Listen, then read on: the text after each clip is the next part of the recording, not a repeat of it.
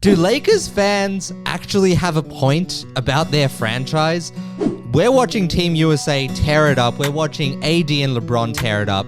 Yes, there are some world beaters on that team, but everyone that is a Lakers fan is seething right now. Seething at watching those two stars over the last 4 years since the bubble not execute. So with that being said, here is our preview for the Lakers for the upcoming season. Now, when you talk about a franchise and its problems, I like to believe in, Jono, the pyramid of blame. We start with the players, then we go to the coaching, then we go to the management, and then we go all the way top to the owners. We're going to focus on the first three for you today. Let's start it on the ground level. What can the players do this season to make it like that bubble championship season, John? What needs to change? Look, they've all got to play to their potential. The Lakers have some nice role players in terms of the skill set they have, but the last few years, whether it was for the Lakers or for a different team, a lot of them haven't performed to their potential. One that has been Gabe Vincent with Miami. My boy. And then he came through to Los Angeles last year and injuries hampered him and he didn't play as well. And you got Christian Wood as well. When he's playing at his best, I feel like he's a great asset for this team.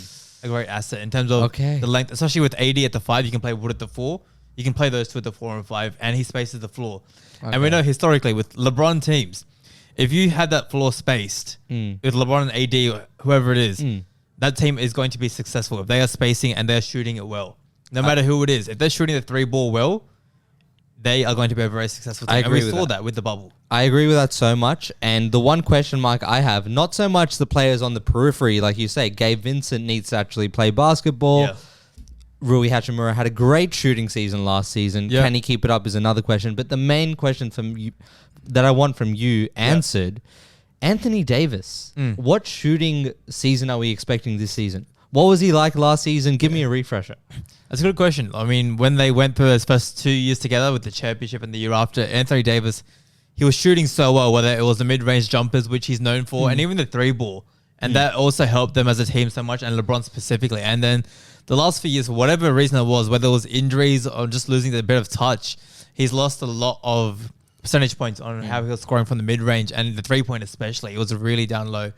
And he's going to have to pick that back up. And even with Team USA now, he just seems to be hitting everything. He seems to be in the right spots, playing well off the others, off LeBron. And if he can bring that back, I don't know what it is, whether it's a confidence thing, whether it's an injury thing, whether it's confidence in his body or his game. Okay. But he can certainly bring that back. And if he does, the Lakers certainly have the potential to go a long way. A long way. A long way. A long way. Who's new in this team? Who is actually going to excite? We're not talking about the son of an alleged GOAT. Yeah. But just tell me who's actually going to add value. Is it Delton Connect? Who else? Who else have they got? Well, in terms of new players, I think he's the only real name that we remember. And he looked pretty good in Summer League. But we know that Summer League is a whole different ballgame to the 100%. NBA. So we'll see how he transitions. But the Lakers dealt with so many injuries last year. Like I said before, Gabe Vincent. Yeah. Oh, what's the name? Christian Wood. Vanderbilt. Cam Reddish. Vanderbilt. Vanderbilt is an interesting one because he's one of the best defenders in the league, actually. Perimeter defenders. The only thing is he's not a good 3-point shooter at all. And when you're on a LeBron team with LeBron, you've got Anthony Davis there, who's not going to be staying at the 3-point line the whole time.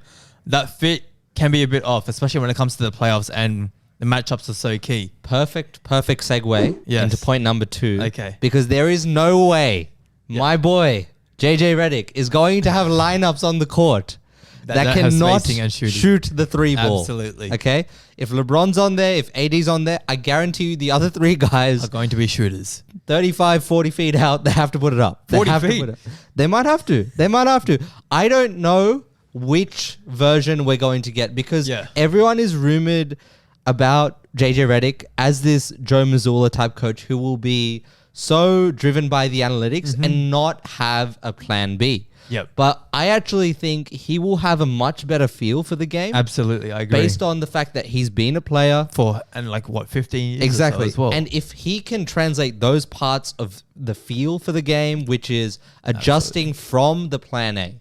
This is one thing that Joe Mazzulla, yes, he had a great season with Boston last couple of seasons, but in-game management was actually the deficit for him. But if this is where JJ Redick can add that, And we've seen it fail in the past with these player coaches. Steve Nash 100%. Yep. didn't do it right. Jason Kidd didn't do it right for a long time. So I really want to see JJ Redick show that side of the analytics. Can you read and react in that sense as a coach to the situation? Yeah. And we're talking about a starting lineup 5, John. Who have you got? Because I know Austin Reeves is starting. 100%. I know LeBron's starting. And I know Anthony Davis. You think so, right? I hope so. Is starting, injuries aside. Yeah. Other 2 positions, what are we doing? Look, I think with the way he's played the last season and a half, you would have to start Rui Hashimura at the 4, I guess. Okay. And then at the shooting guard or point guard, this is a contentious one. Okay. The name a lot of people would go to is D'Lo. Yeah. But he could very easily be traded in the next few months. We'll get onto that shortly. But I would like to see the Gabe Vincent of Miami in this Lakers team. Because I would like to. Gabe Vincent, he's you could say a B-Tech Derek White. He can run a bit of offense for you if you need. That is so wrong, but it's not. Like in terms of offense, sure, but on defense, no. But he'll make great defensive plays for you, and he'll play so hard on defense. He'll play hard as well, and he will make plays here and there. Okay. Maybe B-Tech's a bit higher, maybe a C-Tech Derek White. D-Tech, all right. Yeah, okay. But on a team with LeBron and AD, that could be enough, and I feel like that could be enough. I do agree. I do want to see Gabe Vincent playing more, whether it's starting or off the bench. I'm not too sure. It's all left to be seen. But all I know is because you have a new coach, we haven't seen any big moves yet. So a lot of the players that there are question marks on, the first few months of the season up to that in-season tournament really have to prove your worth. I agree. Everyone you've mentioned, even Rui, even Christian Wood, everyone that isn't the main 3. Sorry. Bronny James is also untradeable. Isn't the main 4 basketball players for the LA Lakers. They really have to prove themselves. And this gets me onto the last section. What are your vibes? I'm going to let you rant a little bit because I know how strongly you feel about the past mistakes of the Lakers franchise. Tell me about it. Yeah. Look, after the bubble championship, going into that next season, the first half of the season, they played incredibly well. They kept a similar roster with those 3-and-D guys and KCP and Caruso around LeBron, and they had the bigs still there as well. And LeBron gets injured when Solomon Hill dives into his ankle, and their season is derailed from there. They lose, I think, 4-2 to Phoenix in the first round. And then at the end of that season, it's LA. They're like, we like superstars. We've got one in LeBron James, the superstar, but Anthony Davis, why not have one more because we are LA? And they go and get an aging Russell Westbrook. And I thought it would work. They get rid of all their depth. At the time, some people did yes, he's going to bring the energy that they need because LeBron's getting older. Anthony Davis is a bit fragile. But that ruined everything that was so critical to them being such a successful team. Because you had LeBron and AD who were the best 1-2 punch in the league. And then they had the big man in Dwight and JaVale McGee that could help with dealing with bigs in terms of Jokic, especially in that West. I will not stand for this Drummond slander, but go on. And then the 3-and-D guys in KCP and Caruso, who were so perfect for a LeBron-led team, where they consistently had hit the 3 because LeBron would always draw and kick. And they defended their hearts out, and they were 2 of the best perimeter defenders in the league. And that team was built so perfectly. Still are. Exactly. But I have to tell you guys, Lakers fans, that was 4 years ago. It was. That was 4 years ago. You have to get over it. The way Jono has allure of star power somehow gotten over. They've just they fell into that trap, and now they've kind of hampered themselves for the next 5 to 6 years. What if I told you there was a way? There was a way to save this franchise. There was a way. There was a way for Rob Pelinka to save this franchise. Tell me it involves There is D'Lo. not too much you can do because as you've said, a lot of the contracts, you're not really looking to offload them. There is one name, and we've said his name already. D'Angelo Russell has to go. I don't believe this team can win a championship with his volatility. No, not at all. With his volatility on offense, if he's not going to be a defensive element in the Lakers team, you need consistency on the other end. And he's not giving you that. So what I am suggesting, straight up, or maybe even get a second round pick if need be, but I don't think you'll need many picks to get this one through.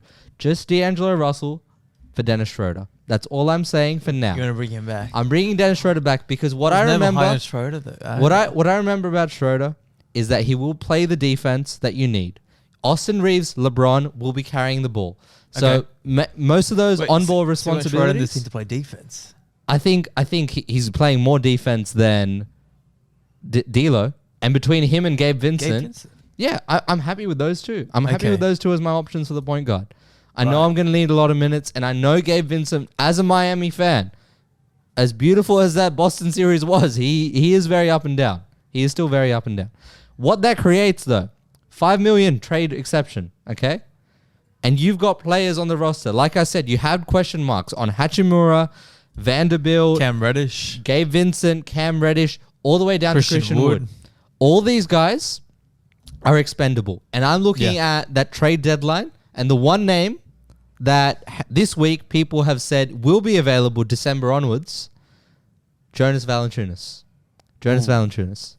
A bit of everything, not the most exciting name, but That's I not what you think need, though. what AD wants You know to what? be in terms of a basketballer, we might have to get to a point this season and just admit it. He loves playing the 4 and he's bloody good at it. Yes. He's bloody good at it. So if Valanciunas can be that center, a little bit of everything, I don't mind that. not really a defensive threat, but the rim protection will be there. Yep. On that contract, which is roughly about 10, 15 million a year, Yeah, that I is like very gettable by the end of the season. And just these two moves, because guess what? You did mess up the goddamn franchise over the last They few did. years. I don't have much room to work. Well, is it a franchise or a family business?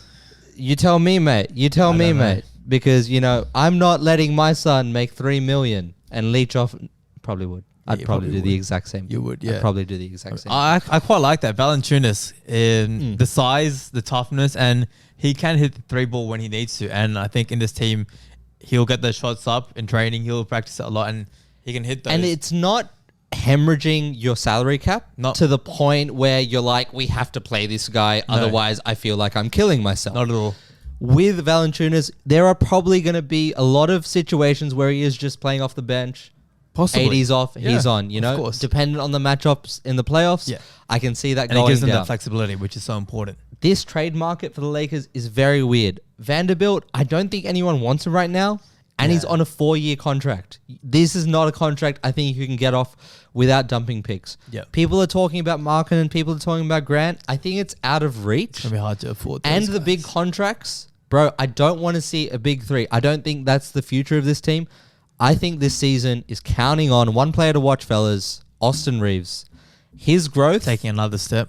taking another step is the difference maker. Everyone else, obviously, role player variants. Make your shots, defend the 3-point line. We'll get the job done. But that's Yeah. all we have for you, fellas. That's the Lakers done. Preseason is the most boring time of the season, but it gives us weeks to talk about every single team. Next week, who do you want to do next week? Next week, We can do Boston or Philly. Boston. We'll do Boston. We gotta Boston. wait. We gotta wait to Surely do we do. Philly. Okay. We gotta get you right in your emotions. Are you waiting for the injury to happen or something? We'll wait. We'll Okay. wait. We'll wait until Embiid gets you bronze. Oh. All right. Until Embiid forces Team USA into bronze. We'll do Philly after that. But Okay. we'll go with Boston next. Yeah. That's it for now, fellas. Param, Jono, NBA casuals every week, every Tuesday, Wednesday, Thursday. What day do we post? Wednesday. Wednesdays. Every Wednesday in Sydney. Every Thursday Wednesday morning. Tuesday, night Wednesday. in America. Thank you, Americans, for tuning in. Yeah. Anyways, ciao.